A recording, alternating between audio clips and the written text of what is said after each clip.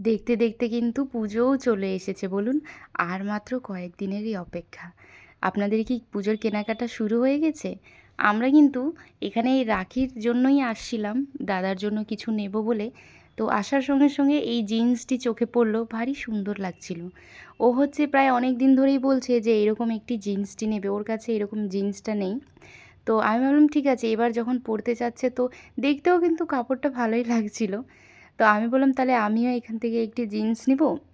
মানে অনেক দিন ধরেই প্ল্যানিং হচ্ছিল যে পুজোয় হচ্ছে দুইজনেই সেম সেম জিন্স নেব, শুধুমাত্র হচ্ছে কালারটি একটু আলাদা থাকবে।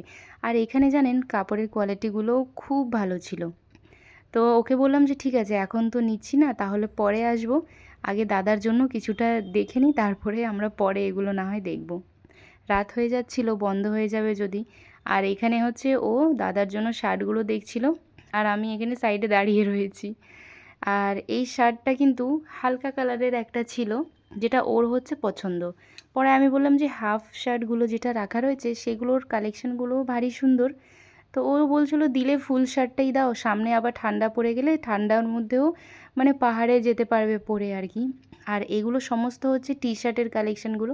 এই শার্টটি দেখুন, আমি এটাও ধরছিলাম, পরে বললাম যে না এইটাই ভালো লাগছে। ওকে বললাম দুটো ধরো তো পাশাপাশি, দুটোই কিন্তু দেখতে ভারী সুন্দর।